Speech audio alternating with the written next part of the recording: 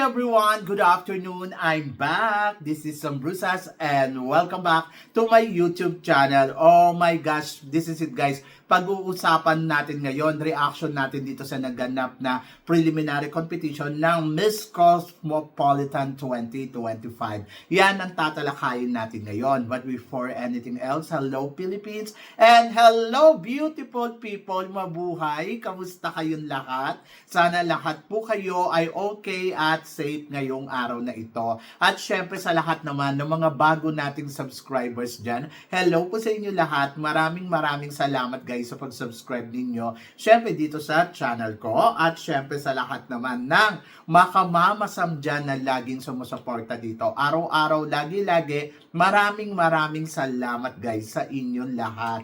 Syempre usapang reaction tayo dito sa Mr. Cosmopolitan. So kagabi nga umattend nga ako sa kanilang pa-event sa preliminary competition kung saan naman grabe ang 18 candidates ay talagang sobrang ang gagaling nilang lahat. Wala akong masabi. Yung alam mo yon yung parang lahat magaling. Diyos ko, ang hirap pumili kung sino nga ba yung lalagay mo sa top 5, kung sino nga ba yung papasok sa semifinals kasi in fairness sa lahat ng kandidata, nag-perform sila ng bonggang-bongga. Pag nakita ninyo in person, talaga sasabihin mo, oy, ang galing nito, except lang kay Colombia. Charot! So yun, si Colombia, okay din naman, guwapo siya in person, kaya lang parang kasi ang bigat ng katawan niya. Kaya parang pili ko, sabi ko, ay nako, good luck sa'yo Colombia kung manalo ka dito. Pero, tulad nga ng sinabi ko, in fairness sa mga candidates talagang mga palaban ang eksena nila. Yes! Southeast Asia talagang palaban. Malaysia, ayan, Diyos ko, grabe, ang ganda rin ng performance. Andiyan din syempre si Indonesia sa national costume. My God, talagang lumalaban talaga si Indonesia. Kaya lang pagdating kasi sa swimsuit round, medyo nakakatuwa na yung eksena niya doon. And then, sino pa ba? Palaban din syempre si Thailand. Grabe si Thailand. Ang gwapo-gwapo. So, nabigyan ako ng pagkakataon na makachikahan siya ng bonggang-bongga. Yesterday, ang cute-cute niya. Pinahawak niya sa akin yung mukha niya. So, yun. So, natuwa naman ako. So, yung alam mo yung ganun siya. Yung sobrang sweet. Oo. Diyos ko, gustong-gusto ko siya. And then, syempre, andyan din sino pa ba? Malaysia. Magaling din si Malaysia. Tapos si Nepal, my gosh, grabe ha, palaban talaga si Nepal. And then, gusto ko din yung atake ni Taiwan, ang gwapo-gwapo ni Taiwan, para siya si Dieter Ocampo in person. In fairness sa kanya, gusto ko yung eksena ni Taiwan. And then, Nigeria, magaling din ang Nigeria. In fairness sa Nigeria, talagang lumalaban. At saka, syempre si Vietnam.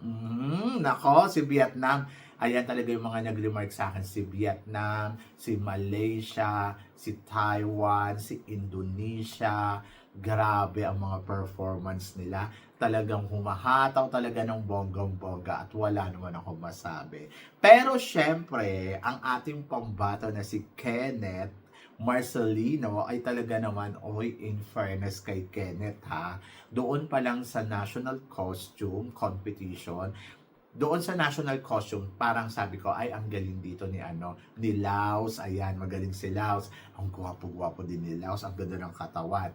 Tapos magaling din syempre si Indonesia, tapos magaling din si Vietnam, ayan.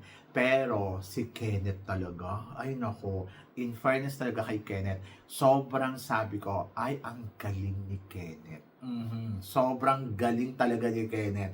Yung alam mo yun, yung performance level siya, the way kung paano tumingin, smile, ay nako, total package talaga siya. Yung alam mo yon, modela yung datingan, tapos ang ganda niya, ang galing niya sa stage. Sobrang talagang, ay sabi ko in fairness, magaling ang atake. Yung tahimik siya doon, pero pagdating sa entablado talaga performance.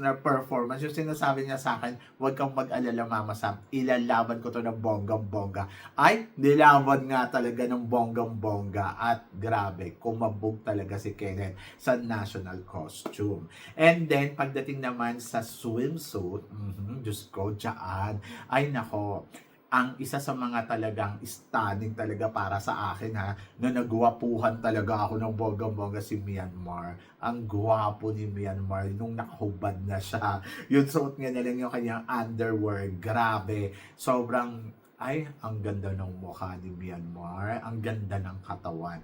Tapos si Laos, nako, sobrang panalo din. And then, sino pa ba? Ayan, yung mga sa part ng Malaysia, magaling din si Malaysia eh.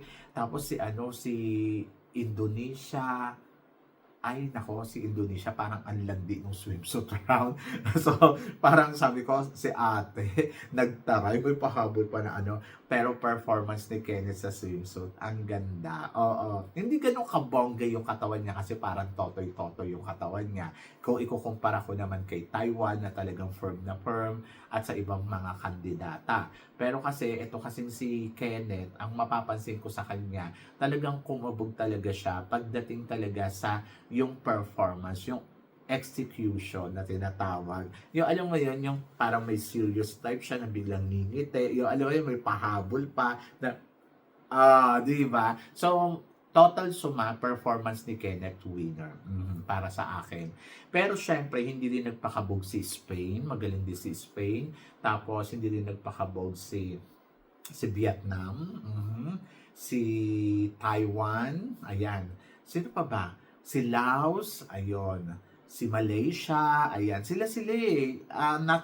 Nasa kanila yung ikot ng bola at saka syempre si Thailand. Oh my God, si Thailand talaga, bet na bet ko talaga. Pero ayoko nung katawan niya kasi sobrang para siyang X-ray charot. Ang payat-payat niya. Oo, para siyang X-ray na naglalakad. Pero yung charm ng mukha, yung titignan mo yung mukha niya ay charming naman talaga.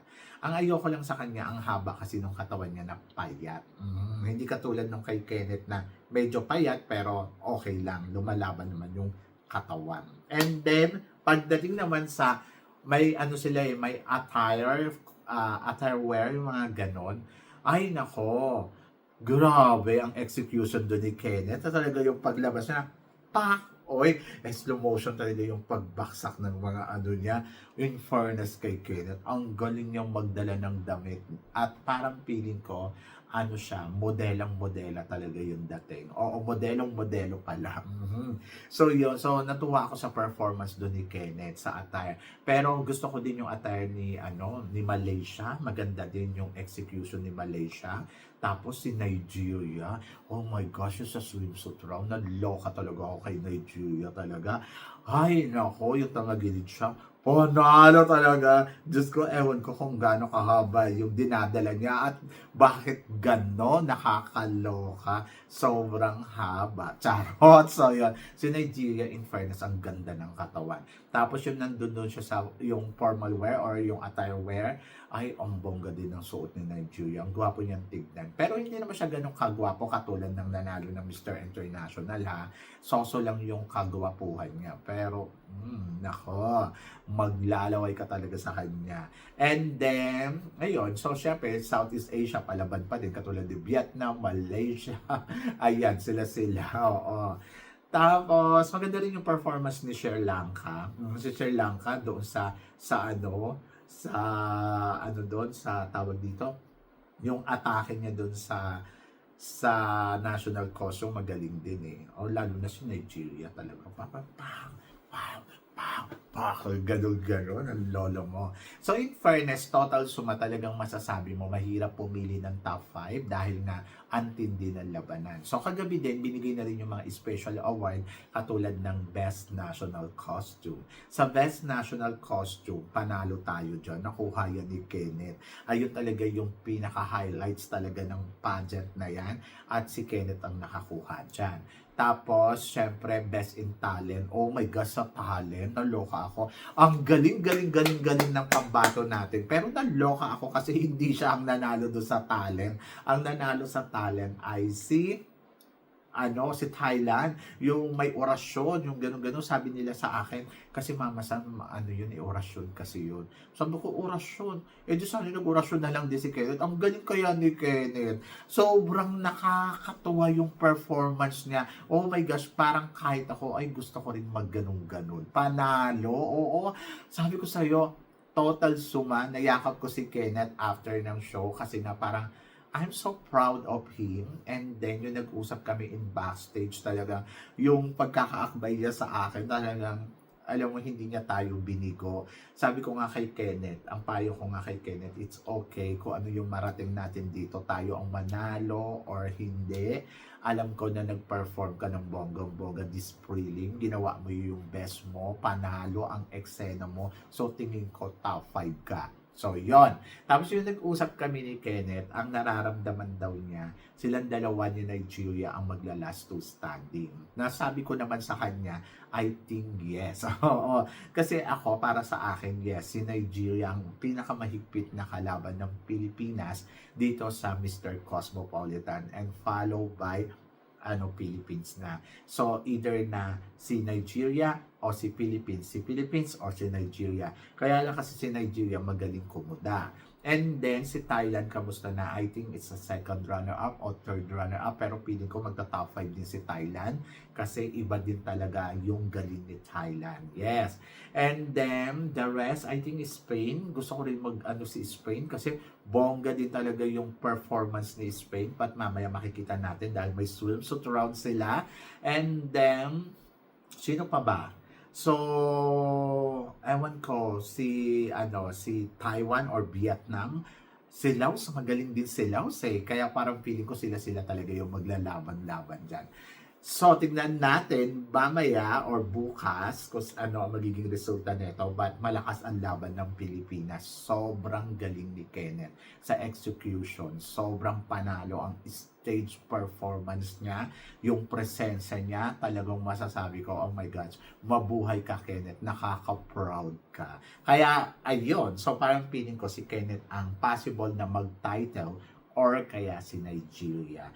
But tingnan natin, abangan natin bukas. So, more updates. So, mamaya mayroon silang swimwear round, 4:30. So, kailangan ko nang umalis. So, yun, ang dami kong ginagawa ngayon. Sobrang busy ng Mama Sam ninyo. Kaya pasensya na kung late ang video natin for today. But, overall, grabe. Naloka ako ng bonggang-bongga. Ayun yung reaction ko kay Kenneth sa performance na ipinakita niya dito sa Mr. Cosmopolitan 2025. So, yon. So, syempre maraming salamat sa inyong lahat sa suporta at pagmamahal na binibigay ninyo syempre dito sa channel ko. At sa mga hindi pa po nakaka-subscribe, please don't forget to click like and subscribe my channel. At i-click nyo na rin po ang notification bell to more updated syempre sa aking mga chika. Sabi ng ganon, always keep smiling and laban lang. So, guys, hanggang dito na lang. Hanggang sa muli natin chikahan. See you tomorrow. Thank you, guys.